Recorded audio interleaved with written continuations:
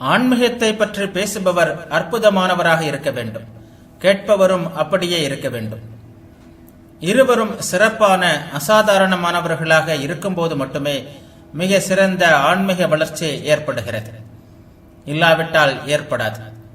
இவர்களே உண்மையான குருமார்கள், இவர்களே உண்மையான சீடர்கள்.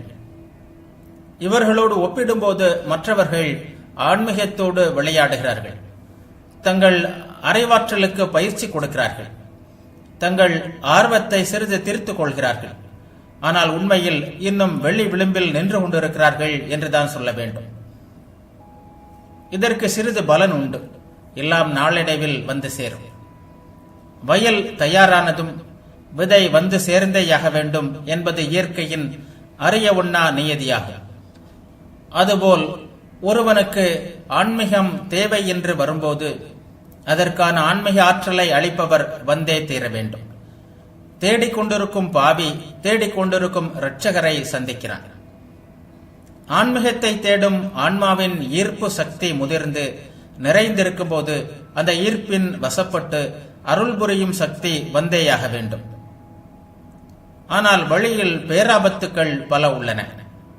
சாதகன் தன் மனதில் தோன்றும் தற்காலிக உணர்ச்சி பெருக்கை உண்மையான ஆன்மீக தாகம் என்று தவறாக நினைப்பதற்கு வாய்ப்பு உண்டு. நம் வாழ்க்கையில் இப்படி நிகழ்வதை பல வேளைகளில் காண்கிறோம். நாம் நேசிக்கும் ஒருவர் இறந்து விடுகிறார். அந்த ஓர் கணம் ஓர் அடியை உணர்கிறோம். உலகமே நம் காலடியிலிருந்து நழுவுகிறது. உடனே ஏதோ உயர்ந்த ஒன்றை நாட நினைக்கிறோம். ஆன்மீக வாழ்வில் ஈடுபட விரும்புகிறோம். ஆனால் இந்த அலை சில நாட்களுக்குத்தான், பின்னர் மறைந்துவிடும். நாம் முன்பு எங்கு இருந்தோமோ அங்கேயே இருக்க காண்போம். இத்தகைய உணர்ச்சி வேகங்களை உண்மையான ஆன்மீக தாகம் என்று தவறாக எத்தனையோ முறை எண்ணிவிடுகிறோம். இத்தகைய தற்காலிக உணர்ச்சி வேகங்களை இப்படி தவறாக எண்ணும் வரை உண்மையான தொடர்ந்து நிற்பதான ஆன்மீக தாகம் ஏற்படாது. அதை தணிக்கின்ற குருவையும் நாம் காண முடியாது. நாம் எவ்வளவோ விரும்பியும் நமக்கு உண்மை இன்னும் கிடைக்கவில்லை என்று நாம் அங்கலாய்த்துக் கொள்ளும்போது நமது முதல் கடமை நம்முடைய உள்ளத்தையே ஆராய்ந்து பார்த்து உண்மையிலேயே நாம் உண்மையை விரும்புகிறோமா என்று கண்டுபிடிப்பதுதான். பெரும்பாலானவர்கள் விஷயத்தில் நாம் இன்னும் தகுதி பெறவில்லை, நாம் அதை விரும்பவில்லை, நமக்கு உண்மையான ஆன்மீகதாகம் இன்னும் ஏற்படவில்லை என்பதையே காண்போம்.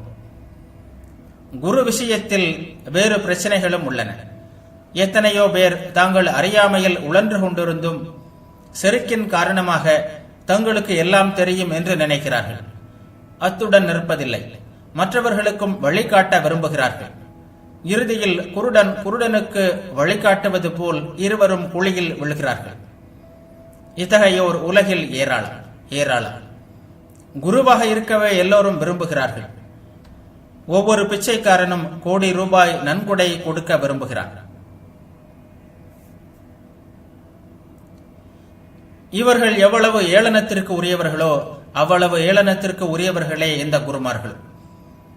அப்படியானால் உண்மையான குருவை எப்படி அறிவது? முதலாவதாக சூரியனை காண விளக்குளை தேவையில்லை.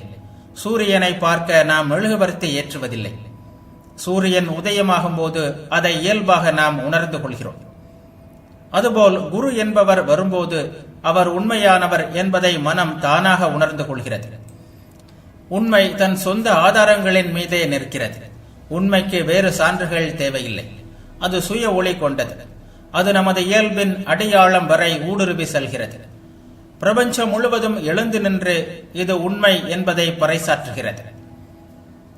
மிகப்பெரிய குருமார்கள் இவர்களை. சற்று தாழ்ந்த நிலையில் இருப்பவர்களிடமிருந்தும் நாம் உதவி பெறலாம். ஆனால் அவர்களின் நிலையை தீர்மானிப்பதற்கு வேண்டிய உள்ளுணர்வு நமக்கு போதுமான அளவு இல்லாததால் அதனை முடிவு செய்ய சில சோதனைகள் தேவைப்படுகின்றன. சீடனுக்கும் சரி குருவிற்கும் சரி சில தகுதிகள் இருக்க வேண்டும். சீடனிடம் இருக்க வேண்டிய தகுதிகள் பரிசுத்தம், அறிவொளி பெறுவதற்கு உண்மையான தாகம், விடாமுயற்சி. தூய்மையற்ற ஒருவன் ஆன்மீகவாதியாக இருக்க முடியாது. இது ஒரு முக்கியமான நியதி. எல்லா விஷயங்களிலும் தூய்மையாக இருப்பது என்பது மிகவும் இன்றியமையாதது.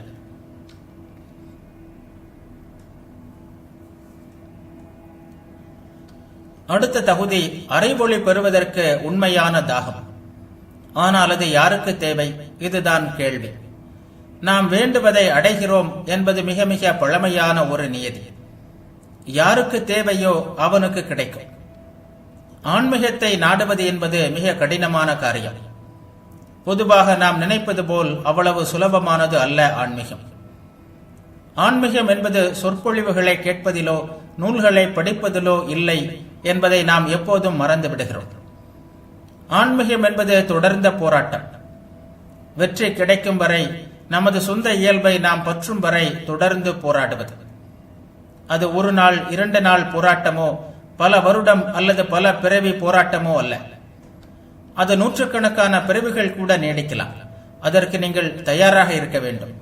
அது உடனேயும் கிடைக்கலாம், நூற்றுக்கணக்கான பிறவிகளுக்கு பிறகு கிடைக்காமலும் இருக்கலாம். இதற்கெல்லாம் தயாராக இருக்க வேண்டும். இத்தகைய மன உறுதியுடன் தொடங்கும் சீடன் வெற்றி காண்கிறார்.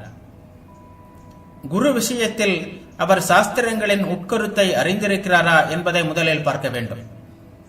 பைபிள், வேதம், குரான் என்று உலகம் முழுவதும் எல்லோரும் படிக்கின்றனர். ஆனால் இவை வெறும் வார்த்தைகள் மட்டுமே. இலக்கண தொடர்கள், சொற்தொடர் இலக்கணங்கள், சொல் இலக்கணங்கள், தத்துவங்கள் மட்டுமே. அதாவது மதத்தின் உலர்ந்த எலும்புக்கூடுகள் மட்டுமே. ஒரு நூல் எவ்வளவு காலத்திற்கு முன் எழுதப்பட்டது என்பதை ஒரு குரு கண்டுபிடிக்கலாம். ஆனால் வார்த்தைகள் என்பவை கருத்துக்களின் வெளித்தோற்றங்கள் மட்டுமே. வார்த்தைகளில் அதிகம் ஈடுபட்டு வார்த்தைகளின் வேகத்தில் மனதை ஓட விடுபவர்கள் அவற்றின் பொருளை, உட்கருத்தை இழந்து விடுகிறார்கள். ஆகவே குரு சாஸ்திரங்களின் உட்கருத்தை அறிந்திருக்க வேண்டும். வார்த்தைகளால் பின்னப்பட்ட வலை ஒரு பெரிய காடு போன்றது. அதில் மனித உள்ளம் சிக்கிக் கொண்டு வெளியே வர முடியாமல் தவிக்கிறது. சொற்களை பலவிதமாக சேர்ப்பது, அழகிய மொழியை பலவிதங்களில் பேசுவது, சாஸ்திரங்களின் நடையை பலவிதங்களில் விளக்குவது, இவையெல்லாம் பண்டிதர்களின் மன மகிழ்ச்சிக்காக மட்டுமே. இவை நம்மை பூரணத்துவத்திற்கு அழைத்து செல்லாது. தங்களை அறிஞர்கள் என கருதி உலகம் புகழட்டும் என்பதற்காக அவர்கள் தங்கள் புலமையை இப்படியெல்லாம் வெளிக்காட்டுகிறார்கள். உண்மையான உலக குருமார்களுள் ஒருவர் கூட இப்படி சாஸ்திரங்களை விளக்கவும் முற்பட்டதில்லை.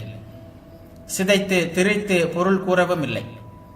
இந்த சொல்லிற்கு இதுதான் பொருள், தத்துவ முறைப்படி இந்த சொல்லிற்கு அந்த சொல்லிற்கும் இதுதான் தொடர்பு என்றெல்லாம் சொல்லவும் இல்லை. உலகம் தந்துள்ள மாபெரும் குருமார்களை பாருங்கள். அவர்களுள் ஒருவர் கூட இப்படி செய்ததில்லை. ஆனாலும் அவர்கள் போதித்தார்கள். போதிப்பதற்கு எதுவும் இல்லாத மற்றவர்கள் ஒரு சொல்லை எடுத்துக்கொண்டு அது எப்படி தோன்றியது, அதை முதலில் பயன்படுத்தியவர்கள் யார், அவர்கள் என்ன உண்டார்கள், எப்படி தூங்கினார்கள் என்பவை குறித்து 3 பகுதிகள் கொண்ட ஒரு நூல் எழுதுவார்கள். எனது குருதேவர் ஒரு கதை சொல்வார். சிலர் ஒரு மாந்தோப்பிற்கு சென்றனர். அவர்களுள் பெரும்பாலானோர் இலைகளை எண்ணுவதிலும் அவற்றின் நிறத்தை கவனிப்பதிலும் கிளைகளின் அளவை கண்டுபிடிப்பதிலும் மும்முரமாக ஈடுபட்டனர். குறிப்புகளும் எழுதி கொண்டனர். பிறகு அற்புதமானதொரு கலந்துரையாடலிலும் ஆழ்ந்தனர். ஆனால் புத்தி உள்ள ஒருவன் மட்டும் தனியே அமர்ந்து மாம்பழங்களை தின்று கொண்டிருந்தான். அவர்களுள் யார் கெட்டிக்காரன்? இலைகளையும் கிளைகளையும் எண்ணுவது, குறிப்புகள் எழுதுவது ஆகியவற்றை மற்றவர்களுக்கு விட்டுவிடுங்கள். இத்தகைய காரியங்களுக்கு மதிப்பு இருக்கவே செய்கிறது. ஆனால் ஆன்மீக துறையில் அதற்கு இடமில்லை. இத்தகைய காரியங்களால் மனிதன் ஆன்மீகத்தில் ஈடுபட முடியாது. இலை எண்ணுகின்ற இவர்களின் மத்தியில் ஓர் உறுதியான ஆன்மீகவாதியை நீங்கள் காணவே முடியாது.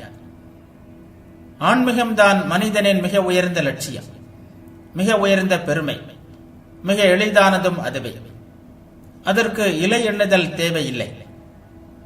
நீங்கள் ஒரு கிறிஸ்தவராக இருக்க விரும்பினால் இயேசு எங்கே பிறந்தார், ஜெருசலேமிலா, பெத்லஹேமிலா, அவர் தனது மலை பிரசங்கத்தை எந்த தேதியில் ஆற்றினார் என்றெல்லாம் தெரிந்து கொள்ள வேண்டிய அவசியமில்லை. மலை பிரசங்கத்தை நீங்கள் உணர வேண்டும், அதுதான் தேவை. அது எப்போது ஆற்றப்பட்டது என்பதை குறித்து 2000 வார்த்தைகள் படிக்க தேவையில்லை.